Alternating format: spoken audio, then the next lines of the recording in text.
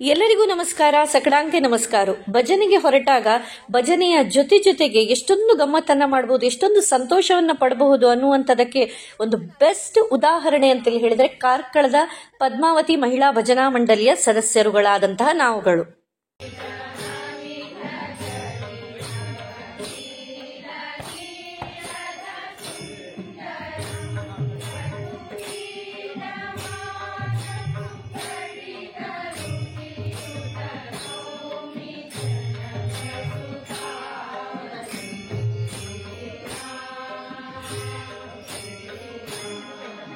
ಇವತ್ತು ಬೆಳ್ಳಂಬೆಳಗ್ಗೆ ಸುಮಾರು 8 ಗಂಟೆಗೆ ಕಿನ್ನುಗೋಳಿಯ ರಾಮ ಮಂದಿರದಲ್ಲಿ ಏಕಾಹ ಭಜನೆ ಇತ್ತು. ಸೊ ಆ ಭಜನೆಗಾಗಿ ಸುಮಾರು ನಮ್ಮ ಮಂಡಳಿಯ 8 ಸದಸ್ಯರುಗಳು ನಾವೆಲ್ಲ ಸೇರಿ ಅಲ್ಲಿಗೆ ಹೊರಟ್ವಿ.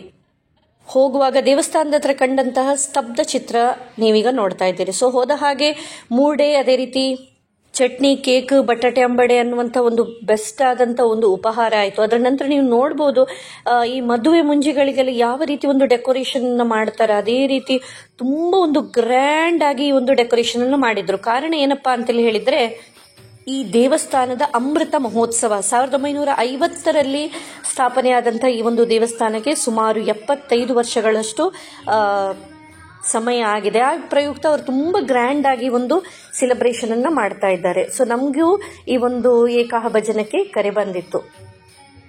ಸೊ ಬನ್ನಿ, ನಮ್ಮದು ಒಂದಿಷ್ಟು ಭಜನೆಗಳನ್ನ ನೀವು ಕೇಳಿ.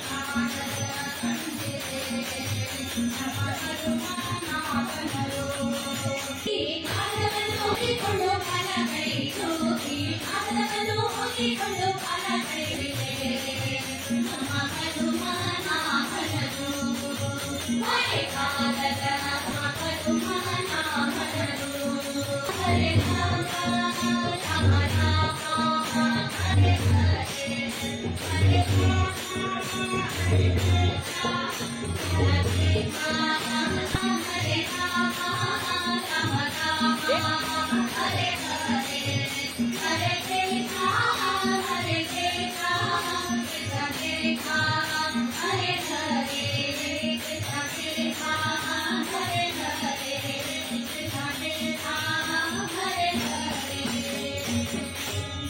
ಸೊ ಸುಮಾರು 1.5 ಗಂಟೆಯಷ್ಟು ಕಾಲ ನಮಗೆ ಇಲ್ಲಿ ಭಜನೆಗೆ ಅವಕಾಶವನ್ನು ಕೊಟ್ಟಿದ್ರು. 9 ಗಂಟೆಯಿಂದ ಆರಂಭವಾಗಿ 10:30 ತನಕ ಭಜನೆ ಇತ್ತು. ಅದರ ನಂತರ ಮಂಗಳೂರು ಭಜನಾ ಮಂಡಳಿಯರು ಭಜನೆಯನ್ನು ಮಾಡಿದ್ರು. ಇಲ್ಲಿ ಹೊರಗೆ ಬರುವಾಗ ಇಲ್ಲಿ ಒಂದು ಬಾವಿಯನ್ನು ನೋಡಿ ನಂಗೆ ಭಾರಿ ಖುಷಿ ಆಯಿತು. ಸೊ ಅದರ ಒಂದು ವಿಡಿಯೋವನ್ನು ನಾನು ತೆಗೆದಿದ್ದೇನೆ. ಅದೇ ರೀತಿ ಯಜ್ಞಕುಂಡ ಇರಬಹುದು, ಅದೇ ರೀತಿ ಅವರು ಅಮೃತ ಮಹೋತ್ಸವಕ್ಕಾಗಿ ಮಾಡಿದಂತಹ ವೇದಿಕೆ ಇರಬಹುದು, ಒಟ್ಟು ದೇವಸ್ಥಾನದ ಒಂದು ಅಲಂಕಾರ ಶೃಂಗಾರ ಏನಿತ್ತು, ಹೋಗುವ ಎಲ್ಲ ಒಂದು ಜನರನ್ನು ಕೈ ಬೀಸಿ ಕರೆಯುವ ಹಾಗಿತ್ತು.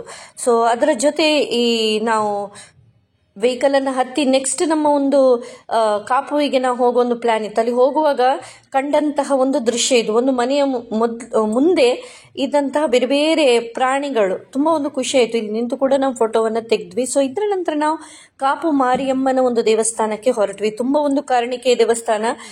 ಇತ್ತೀಚೆಗಷ್ಟೇ ಇದೊಂದು ಇಲ್ಲಿನ ಬ್ರಹ್ಮ ಕಲಶೋತ್ಸವ ಎಲ್ಲ ಆಗಿತ್ತು. ತುಂಬ ಒಂದು ಅದ್ಭುತವಾದಂತಹ ಒಂದು ಕಲಾಕೃತಿಯನ್ನು ಮಾಡಿದಂಥ ಒಂದು ದೇವಸ್ಥಾನ ಇದು. ನಮಗೆ ಒಳಗಡೆ ಫುಲ್ಲಿ ಮೊಬೈಲನ್ನು ತಗೊಂಡು ಹೋಗೋ ಹಾಗಿಲ್ಲ, ಆದರೆ ಎಲ್ಲೆಲ್ಲಿ ಅಲೌಡ್ ಇತ್ತ ನಾವು ಅಲ್ಲಿ ತಗೊಂಡು ಯಾವೊಂದು ದೃಶ್ಯವನ್ನು ನಿಮಗೆ ನಾನು ತೋರಿಸ್ತಾ ಇದ್ದೇನೆ.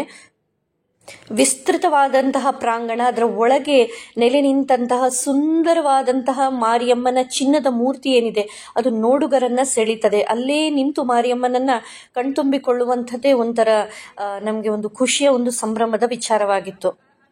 ಸೊ ನಾವು ಬಂದದ್ದು ಒಂದು 1/4 ಗಂಟೆ ಬೇಗ ಆಗಿತ್ತು. ಸೊ ನಾವು ಒಂದು ಸ್ವಲ್ಪ ಹೊತ್ತು ಕೂತು ಇಲ್ಲಿನ ಒಂದು ಒಳಾಂಗಣ ದೃಶ್ಯ ಏನಿದೆ, ಕಲಾಕೃತಿ, ಒಂದು ಮಂದಿರದ ಒಂದು ಸೊಬಗನ್ನು ನಾವು ಸವಿತಾ ಇಲ್ಲಿ ಕೂತ್ಕೊಂಡ್ವಿ.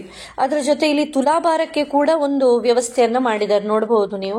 ಅದೇ ರೀತಿ ಇದನ್ನು ಖಂಡಿತವಾಗಿ ನೀವು ಬಂದು ನೋಡಿದ್ರೆ ಮಾತ್ರ ಇಲ್ಲಿನ ಒಂದು ಭವ್ಯತೆ, ಇಲ್ಲಿನ ಒಂದು ಇಲ್ಲಿ ಬಂದಾಗ ನಮ್ಮಲ್ಲಿ ಮೂಡುವಂಥ ಒಂದು ಸಾಕಾರ ಭಾವ ಏನಿದೆ ಅದರಲ್ಲಿ ಅದು ನಿಮ್ಮಲ್ಲಿ ಮೂಡ್ತದೆ. ಸೊ ದಯವಿಟ್ಟು ನಿಮಗೂ ಕೂಡ ಫ್ರೀ ಇದ್ದರೆ ಯಾವುದಾದ್ರೂ ಒಂದು ಟೆಂಪಲಿಗೆ ಹೋಗಬೇಕು ಅಂತೇಳಿ ಹೇಳಿ ನಿಮಗೆ ಆಸೆ ಆದರೆ ಖಂಡಿತವಾಗಿಯೂ ಒಮ್ಮೆ ಕಾಪು ಮಾರಿಯಮ್ಮನ ದೇವಸ್ಥಾನಕ್ಕೆ ಬರಲೇಬೇಕು ನೀವು. ಇದರ ಜೊತೆಗೆ ಕಾಪು ಬಂದರೆ ನಿಮಗೆ ಒಂದಷ್ಟು ಪ್ರೇಕ್ಷಣೀಯ ಸ್ಥಳಗಳು ಕೂಡ ಇದೆ, ಬೀಚ್ ಕೂಡ ಇದೆ. ಸೊ ಇದೆಲ್ಲವನ್ನ ಪ್ಲಾನ್ ಮಾಡಿ ನೀವು ಖಂಡಿತವಾಗಿಯೂ ಇಲ್ಲಿ ಬರಬಹುದು.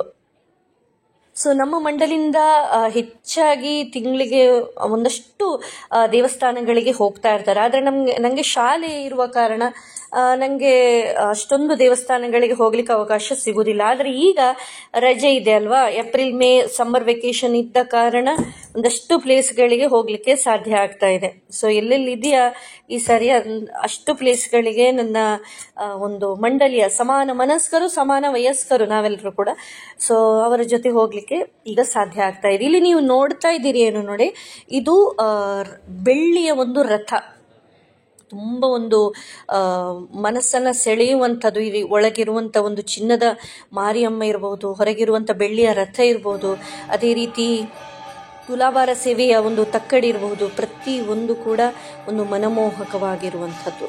ಸೊ 12:15 ಅಂತೇಳಿ ಹೇಳುವಾಗ ದೇವರ ಆರತಿ ಆಯಿತು. 12:00ವರೆಗೆ ಇಲ್ಲಿ ಊಟದ ವ್ಯವಸ್ಥೆ ಕೂಡ ಇದೆ, ಪ್ರತಿನಿತ್ಯ ಊಟದ ವ್ಯವಸ್ಥೆಯೂ ಕೂಡ ಇಲ್ಲಿದೆ ಅಂತೆ. ಸೊ ನಾವು ಕೂಡ ಅಲ್ಲಿಗೆ ನಾವು ಹೊರಟ್ವಿ. ಸೊ ಕೆಲವೊಂದು ದೇವಸ್ಥಾನಗಳಲ್ಲಿ ಏಕಾದಶಿಗೆಲ್ಲ ಇರುವುದಿಲ್ಲ ಊಟ, ಬಟ್ ಇಲ್ಲಿ ಇತ್ತು.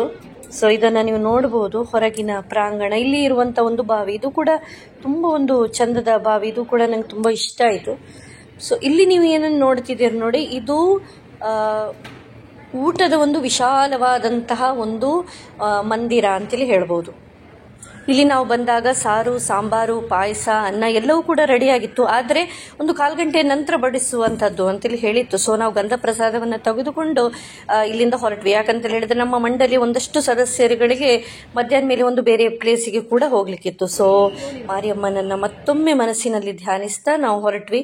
ನಮ್ಮ ಕಾರ್ಕಳಕ್ಕೆ ಬಂದಾಗ ಕಾರ್ಕಳದ ಸಾಗರ್ ರತ್ನ ಅನ್ನುವಂಥ ಒಂದು ಹೋಟೆಲ್ ಇದೆ, ಅಲ್ಲಿ ಹೋಗಿ North Indian thali, South Indian thali, gadbad, fruit salad, falooda ಅಂತೇಳಿ ಹೇಳಿ ಎಲ್ಲ ತಗೊಂಡು ಮನವನ್ನ ಅದೇ ರೀತಿ ಕಣ್ಣನ್ನ ಈ ಮೂರನ್ನು ಕೂಡ ತಂಪಾಗಿಸ್ತಾ ಇವತ್ತಿನ ಯಾತ್ರೆಯನ್ನ ನಾವಿಲ್ಲಿ ಮುಗಿಸಿದೆವು ಅಂತೇಳಿ ಹೇಳ್ತಾ ಎಲ್ರಿಗೂ ಕೂಡ ನಮಸ್ತೆ.